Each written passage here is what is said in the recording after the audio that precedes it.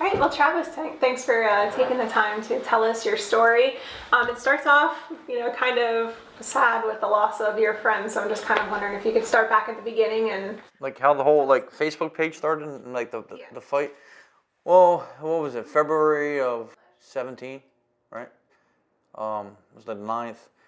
Anyway, I was having some trouble with anxiety real bad, waking up in the middle of the night and like always had these thoughts growing up, like this one thought, like always scared the shit out of me. And I can always like try to tell people, explain it to them, but no one really understood because your mind, most people's mind don't go that deep. That's the only way I can really explain it. My wife, I tried to explain it to her, but she was always there, but didn't understand. You know what I mean? Anyway, I was having a rough time, rough couple weeks, and then I came home from work. My brother called me and was like, "Sean shot himself," and I was like, "What? Is he all right?" Like I knew Sean had guns, and he's like, "No, man, he's dead." And I was like, "What?" You know what I mean? I was like, "Holy shit!" So that's thinking. He was a family friend. I knew him my whole life. He grew up with my older brother, so he's always around. So I went to work and I plowed snow and I just had a break. I called my wife. I broke down. I was like, I gotta do something. You know what I mean? Like it was just all connected for me at that point. Because I tell people about anxiety and depression and shit, but everyone's like, if you don't know it, you don't understand it, and like some people don't care to understand. So then I told her about it. I gotta do something. You know what I mean? If I just sit back and don't, reach out to people. Like if I knew Sean had the same feelings, like we could have talked and prevented this shit, hopefully, maybe. So I just started the page under my name. What made it really blow up was I reached out to Lancaster Online about doing like something like this, an interview with me. Just, I don't want it ever to be about me, just to bring more awareness to the situation. And they're like, well, your story, we need more of your story. I'm like, what else do you need? I'm just a dude that don't want no money. I don't want no fame. I just want people to like bring more awareness to the situation. And I posted that and it kind of blew up. I don't know, got like 50,000 views or something. And then people just started following the page from there, Like the main reason I made that video is because I wanted to transfer the page from my name, because people started tagging me and stuff. And I didn't want it to be about me. I just wanted it to be about mental illness. So if I just sat back and did nothing after Sean's death, well, it'd be the same shit, you know what I'm saying? Like I lost my uncle to suicide when I was younger. I lost friends from high school. But this one, like, I don't know, I had to do something. But you had suffered on your own with my whole life I'd suffered with problems. Yeah, like I don't know. Did anybody ever talk to you about it or reach out to you about it, or was it? I had my pastor come, you know what I mean? I was going through the whole church thing. And he come, try to talk to me. But no one can ever, and my brothers, I talk to my brothers and friends, but if you don't know what it's like to like be scared to go to sleep, you know what I mean? Or be scared to be on the bridge, be scared to go into the store, be scared to pretty much be around people. Like, I'd wait in our car until like Getty was empty in Millersville and go in. Or waiting in line at like a grocery store and you're like looking around like you're sweating and shit, like for no reason, you know what I mean? Like I never took medicine. But then when I was playing flag football, I played high school football my whole life, football my whole life. And then after high school, I played like 2 different flag football leagues. And I'd be in the middle of the field, I played linebacker, so I'd be in the middle of the field getting ready for the ball to snap. And I feel like I was going to faint. You know what I mean? Just from being like in the center of attention and like big, wide open areas made me feel like awkward. Even to today, like when I walk through like a big parking lot, I don't know, it's just weird. But yeah, I dealt with it. More anxiety than depression, but then it leads to depression, you know what I mean? But I had her too, that's another thing. Yeah. And I had my dog at the time, we just lost him. But I had him, and like, you know what I mean? I had somebody, but Sean was at home. He had nobody, you know what I mean? Like, he didn't have a girlfriend at the time, his kids weren't there. They grew up and were out of the house.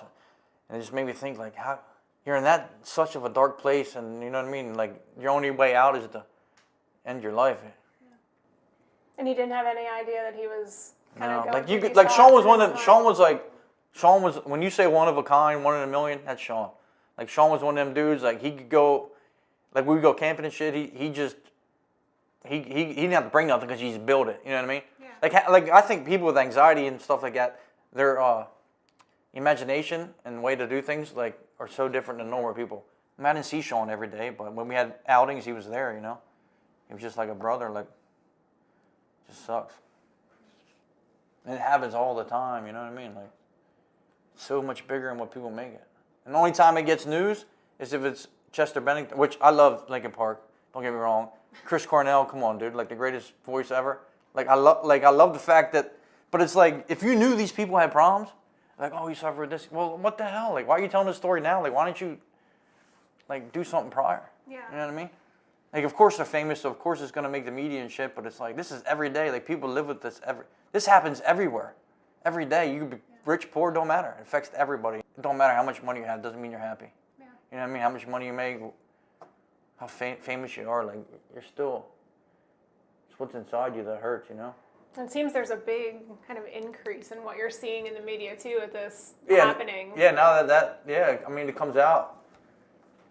But what's nice with your site, I think, is that it kind of brings local people together as well. You know, so people can connect with each other. So was that kind of the goal? I know you wanted to raise awareness. Yeah, right. I mean, yeah, it's awesome. Like illness. when it first started, I had so many messages. Like it started affecting like my marriage and shit because I spent so much time on my phone trying to help everybody else. You know, but I didn't like for me that was comforting.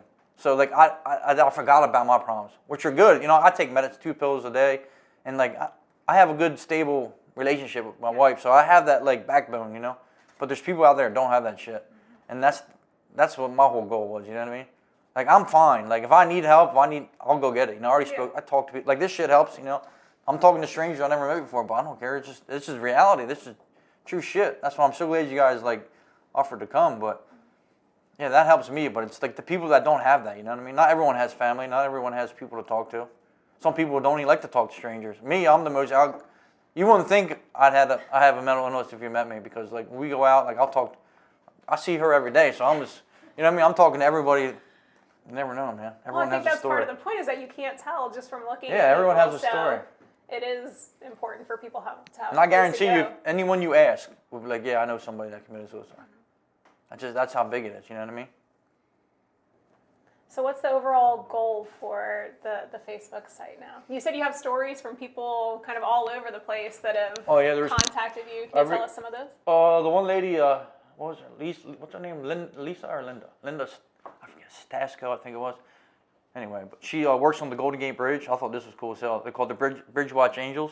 So they'll go out there. There's like a group of them, maybe like, I don't know. I don't want to give a number because I'm not sure. But they'll walk the bridge and they see someone like, that's down or like looks like they're going to do something. They'll stop and talk to them. So they just watch the bridge, you know what I mean, try to prevent suicides. Yeah. And then a lady from the UK. I sent all these people bracelets too. I had bracelets made, so I sent them out there. She gave them to police officers and stuff to work the bridge. Where else? Michigan. I sent them to schools down in Quarryville. They did one for like soldiers that come back with PTSD that commit suicide. And then handed out the bracelets, and then they raised for dress down day on a Friday. So like each one that wanted a bracelet, I guess would pay $5 to dress down. Yeah. I mean, there's so many stories. That was cool though, California, and like just to know it's going that. I mean, that's the good. I mean, I was never had Facebook, but like I thought, if you want to reach people, that's the way to do it nowadays. You know what I mean? That's where everything is in social media. Yeah, you can reach everywhere. I did notice if you go on there though, there are a lot of local people as well that are kind of saying, "Hey, I'm here for you. You know, if you need to reach out." Yeah, it's crazy. So it's yeah, and like nice resource. We went to that. What was the other thing we went to in Lancaster? Well, they had like a meet and greet for mental health and stuff. You know what I mean? You go in there and that music playing. What the hell was that? Oh, Lancaster. Candy Factory. Yeah, the Candy Factory. They didn't host. They hosted it, but and that was what was that place? Arch Street. Yeah, Arch Street Center. Yeah, yeah. That lady was there. She like ran it, and then they have a place you can go. I never knew this shit until that day. That's why I was glad I went. Like you go there. Like if you suffer with like mental illness, you could go there. Hang out, like live like a normal day with people, you know what I mean? They'll feed you and just feel like you're not out of place, you know what I mean? And then you can go on your way.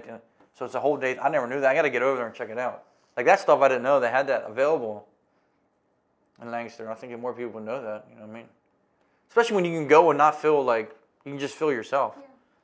Not feel out of place. To me, everyone suffers with something like that. I mean, not everyone, you can't be happy all the time. As hard as you try, you know what I mean? There's got to be something that eats at you a little bit. So is the goal of the site kind of to normalize these things and make people feel like, you know, have a place to go? Like, I wish unusual. I wish more people would like.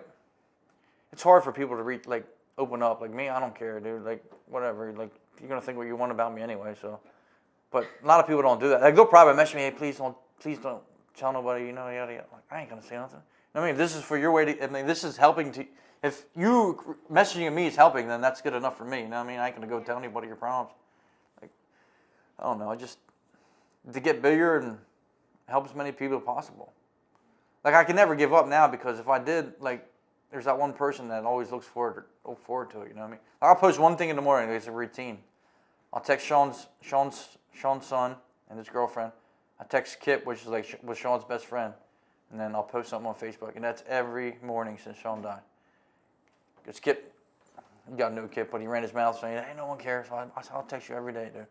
And every single day since Sean's death, which is be 2 years in February, I text Sean's son and Kip. So if you could give a message to someone who, you know, either doesn't know about your site or does know about your site, but is maybe kind of suffering in silence, what would you say to that person? I just tell them, you know, never give up, have hope. Things will change. It will get better. It could get worse, but it will get better eventually. You know what I mean? There's only so far you can go. But you got to put effort in. You know what I mean? You can't just, expect something to happen without no effort. But there's other ways out than suicide. And I mean, it will get better. Get medicine. Do whatever you got to do. Like, I'm not saying just go take a bunch of pills to get better. Like, work on yourself. Find out what's happening. Like, for me, staying busy is what is the best for me. Find that thing that makes you happy. There's got to be one thing in life that makes you happy, and just focus on that. Like, whatever it is, just put your all into it.